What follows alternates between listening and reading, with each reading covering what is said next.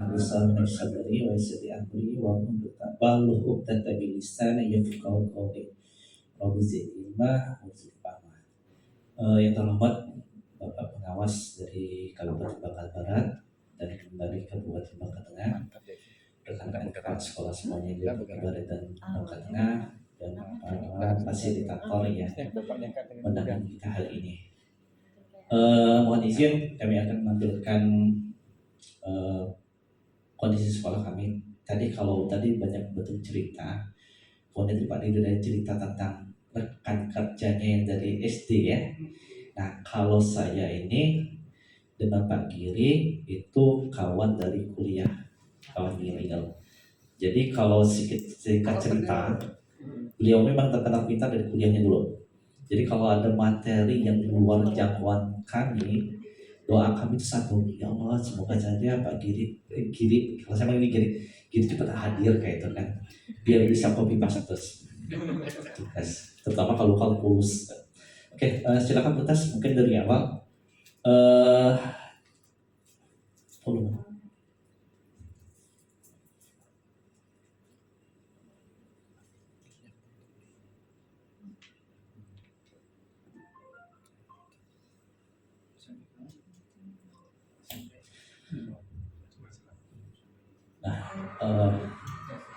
Ini semua. Jadi kalau saya itu di sekolah itu sering menekankan rekan-rekan untuk rajin-rajin dokumentasi. Apapun bentuk kegiatannya, walaupun simpel sederhana, ngajar di kelas, tetap dokumentasikan. Jadi kalau di laptop atau di komputer banyak video atau foto-foto. Nah ini kondisi kami ya, kalau dilihat dari planet bumi, ya itu langsung turun. Nah, itu Pulau Nangka.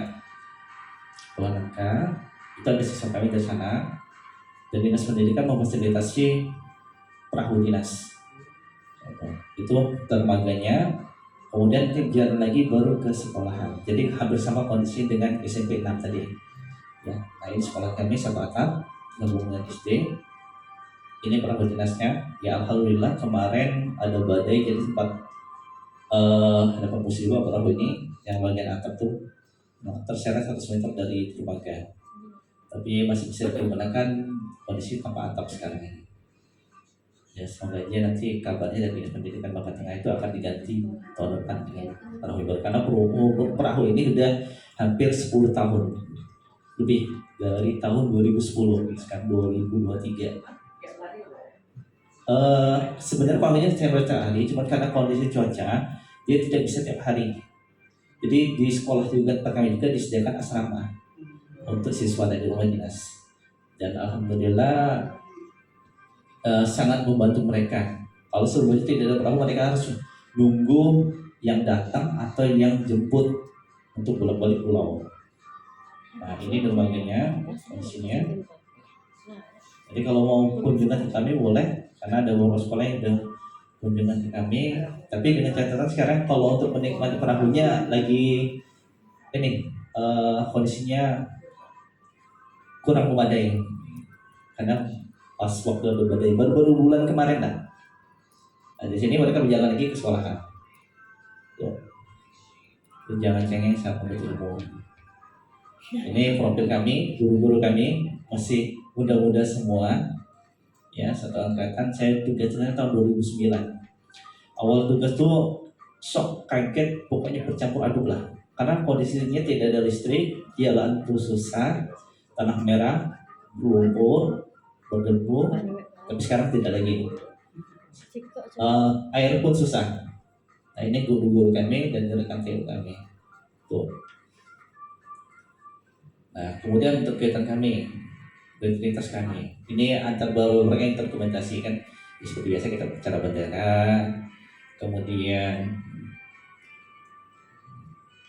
tilawah Quran itu rutin ya 10 menit sebelum belajar. Dan kemarin dari pos itu saya berikan Al-Quran 60 buah untuk masing-masing kelas. Jadi fasilitasi jadi siswa tidak dibawa Quran dari rumah, disiapkan. Ini dan hari besar kami ada lapangan luar di outdoor kayak itu di belakang lesehan. Ini pertemuan orang tua siswa ya. Jadi memang kondisi kami itu hanya ada 3 ruangan dan sekarang jumlah siswanya kalau Bapak SMP 6 tadi 93 ya. Kalau kami sekarang 53.000 orang. Sulit untuk mengolahnya. Dan di tahun ajaran baru ini yang baru daftar itu baru terdata 11.000, yang keluar 16.000. Alhamdulillah agak kurang. Ini IHT kemarin ya dengan Pak Odi itu pengawas kami. Alhamdulillah beliau sampai sekarang sanggup untuk ke Tanjung ya, karena lumayan jauh ya Pak Odi ya. Mungkin waktu kunjungan ke SMP Mentok ya, ke Ciburung ini dan fasilitator kami untuk datang. Nah ini kegiatan P5 kami yang kenal sayuran di polybag, tapi kami kombinasikan dengan polybag dari hasil limbah rumah tangga yang bisa dimanfaatkan untuk jadi polybag. Karena kami itu kondisinya kalau tidak ada mobil sayur, dan hasil latar belakang dari proyek P5 kami ini, kalau tidak ada mobil sayur yang masuk ke desa, ya otomatis mereka tuh ngandarin ada yang ada di sekitar desa itu alam misalnya. Jadi kalau misalkan seminggu udah masuk ya seminggu karena ada makan makan yang di luar-luar. Jadi saya ada motor cantik di mana ibaratnya itu dari yang bekas wadah apa nama itu limbah yang ada bisa dimanfaatkan jadi polybag, tanam sayur-sayuran yang bisa ditanam. Jadi kalau misalkan ini kondisinya ya mulai. Jadi pas antusias pas panen ini ini mereka. Jadi wajah-wajah mereka tuh baru kali melihat limbah itu, wah limbahnya tuh selama mereka semuanya promo belajar kan polanya tidak ada cerianya. Kalau ini dengan adanya project ini mereka ya ceria istilahnya. Lanjut bukas ke mungkin ini kunjungan belajar dan ini menjadi perspektif kami nantinya. Nah ini kami kunjungan belajar juga ya, kami masukkan poskim karena kunjungan belajar ini juga kami berkolaborasi. Maksudnya bukan hanya ada perkunjungannya, tapi dari guru-guru itu menyiapkan instrumen penilaian masing-masing yang menerapkan pembelajaran diferensial. Jadi nanti ada yang memaparkan dalam bentuk video, mungkin tulisan atau cerita, nanti pada hasil akhirnya itu ada di guru-guru itu. Oke, kunjungan. Jadi kami kemarin mengadakan kunjungan ke ke Museum di Bank Indonesia, dan respons siswa itu minat mereka itu luar biasa ya. Jadi benar-benar fresh mereka. Jadi jalan itu selama ini kita mungkin mengenal hanya di lingkungan sekolah, dengan kegiatan-kegiatan seperti ini mereka pun jadi termotivasi lagi. Oh ternyata belajar itu tidak mesti di sekolahan, tahunya belajar di sekolah karena dari SD juga seperti itu, apalagi kami daerah pelosok ya, daerah terpencil. Jadi mereka itu pengalamannya banyak sekali dapatnya. Pas ditanya gimana musnah bapak, tanya lagi ini proses sosialisasinya banyak, kemudian melihat hal-hal barunya, masuk ke timah itu ada TV besar ya. Itu kan baru pertama kali siswa lihat apa besar gitu tingginya katanya kan. Itu banyak perpustakaan di Bank Indonesia ada pustakanya. Jadi setiap hari Kamis perpustakaannya ini bukan setiap hari, cuma hari Kamis ada melayani penukaran uang juga. Jadi waktu lihat perpustakaan sekeren ini pun mereka pun wah katanya. Dan karena kami perpustakaannya pustakaan darurat, ya sekarang pustakaannya itu numpuk di rumah dinas Diskat, jadi kan perpustakaan. Karena kami minim bangunan. Jadi waktu kegiatan ini mereka pun ini sangat-sangat antusias gitu ya. Waktu itu Indonesia. Yang cukup batas ke kita itu profil kami ya, tentang program yang kami lakukan selama ini. Kemudian untuk best practice yang bisa kami bagi itu saya mengambil kegiatan kunjungan belajar, jadi meningkatkan motivasi belajar siswa dengan kegiatan kunjungan belajar. Jadi lanjut, ini sekedar identitas lanjut batas. Nah jadi kami menyusunnya dengan metode STAR. Jadi dimulai dari situasi, tantangan, aksi, dan refleksi hasil dan dampak.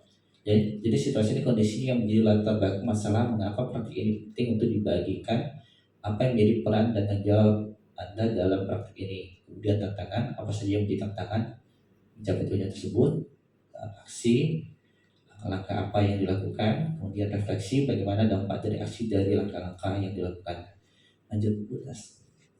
Ini saya senang salah satu moto baru menemukan ya semenjak mengenal kurikulum Merdeka. Ya, jadi kalau kurikulum Merdeka itu sesuai dengan kodratnya. Kita kan berlatar belakang dari pemikiran Ki Hajar Dewantara. Ya, anak-anak hidup dan tumbuh sesuai kodratnya sendiri. Pendidik hanya dapat merawat dan menuntun tumbuhnya kodrat itu. Jadi kodrat anak itu kita menuntutnya. Mungkin kodratnya terlahir sempurna, kodratnya dengan keterbatasan. Jadi kita hanya menuntutnya. Yang pertama situasi, ya. Situasi ini meliputi pengalaman praktis, motivasi dan minat, pemahaman yang lebih mendalam, pengembangan keterampilan sosial, pembelajaran multidisiplin, pengalaman budaya dan keberagaman. Jadi misalkan pengalaman praktis, ya, kunjungan belajar memberikan kesempatan kepada siswa untuk belajar melalui pengalaman langsung. Itu benar. Dan sudah kami lihat sendiri antusias siswa itu. Jadi kita bisa mendekat mereka, wah itu sudah jadi nilai untuk kita. Berarti mereka itu ada antusias, ada minatnya. Kemudian mereka dapat melihat, menyentuh dan merasa objek dan fenomena yang biasanya mereka pelajari dalam kelas. Hal ini membuat siswa untuk lebih memahami konsep secara nyata dan memperkuat pemahaman mereka. Ya. Jadi kunjungan belajar itu banyak sekali manfaatnya. Lanjut butas langsung ke slide berikutnya aja. Jadi pemahaman ini kalau saya paparkan semua waktunya cukup. Kemudian kunjungan belajar kunjungan belajar bukan hanya tentang memperoleh pengetahuan tambahan, tetapi juga tentang pengembangan keterampilan, pemahaman yang mendalam, motivasi belajar, pengalaman langsung. Hal ini membantu para siswa untuk mengamalkan konsep-konsep abstrak dengan dunia nyata, membuat belajar lebih berarti dan menginspirasi.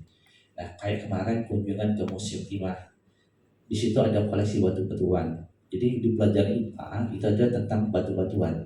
Jadi pas mereka melihat langsung, oh ini bentuk batunya, oh ini bentuk batunya. Kemudian juga tentang misalkan timah tadi kan, timah, wujud timah yang sebenarnya walaupun tak asli dari mereka, tapi ternyata dari timah itu banyak sekali olahan-olahan atau hasil-hasil yang diperoleh gitu. Lanjut butas.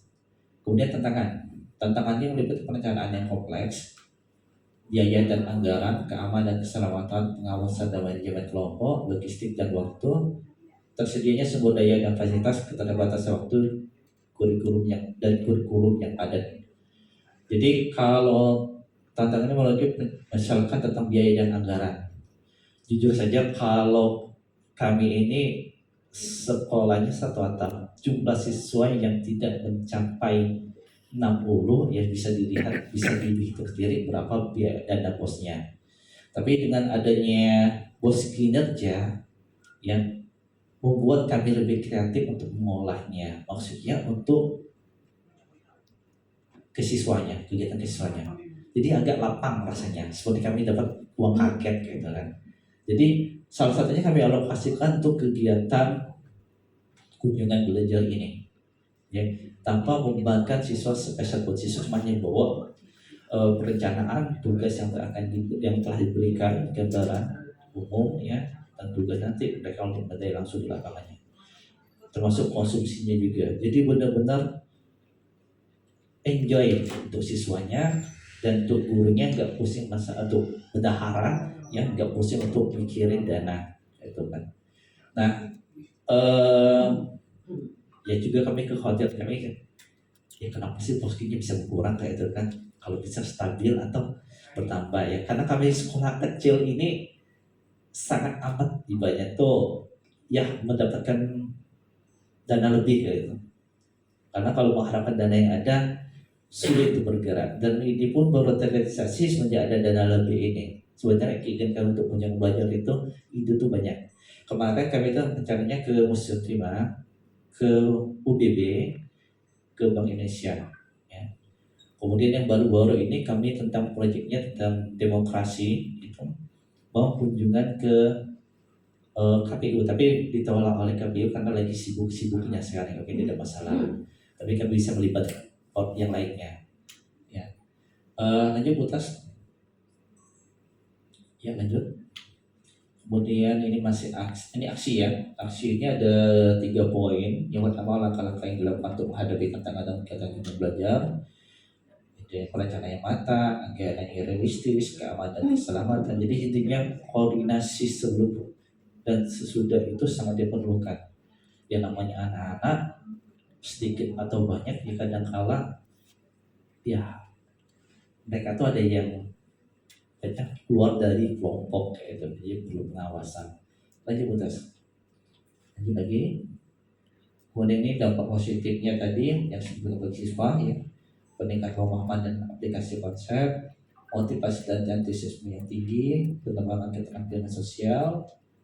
Lanjut, peningkatan daya ingat dan retensi informasi, rasa keinginan dan pengetahuan yang luas, pengalaman praktis dalam konteks pekerjaan. Kalau misalkan kita ambil contoh peningkatan daya ingat dan retensi informasi, ya kita ketahui kan pola belajar siswa itu kan beda-beda, ada yang visual, auditorial, kinestetik.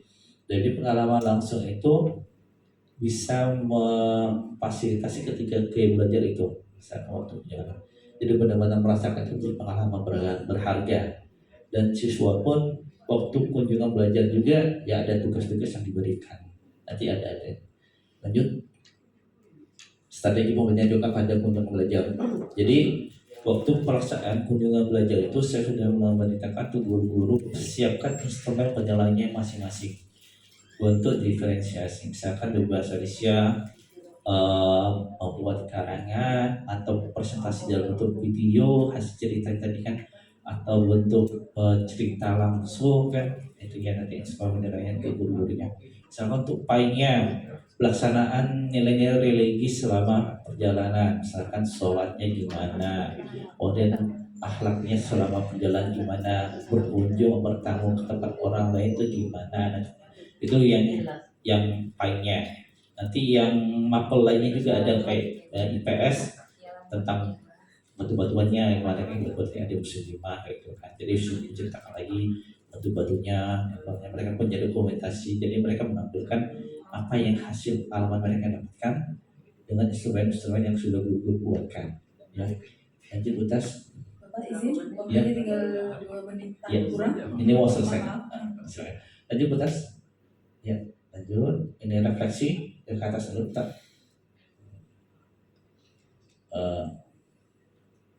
Refleksi dan dampak yang undang belajar ke musim prima dan Indonesia memiliki dampak efektif dan positif bagi siswa. Berikut dampaknya ya, pemahaman yang lebih baik, motivasi, pengembangan, terus memperluas wawasan pengetahuan yang lama mengeputuskan memperkuat hubungan guru dan siswa. Kemudian lanjut ya, terus ini foto-foto kegiatan kami di video awal berada ya. Ini masuk ke Zoom ini, di dalam studio itu ada TV layar datar besar. Siswa, wah besar nih Pak TV-nya kayak itu sih pengalaman. Jadi seumur hidup baru kali itu melihat TV besar. Ini jadi ada menu usia prima, kemudian lanjut. Ini di Bank Indonesia ada pustakaannya itu keren. Saya pun tercengang, kan kira-kira kapan sekolah ini bisa punya pustakaan minimal setengahnya saja jadilah ini. Nah ini dokumentasi kami ini kami masukkan ke YouTube ya. Kalau usia prima ada, kalau Bank Indonesia ada.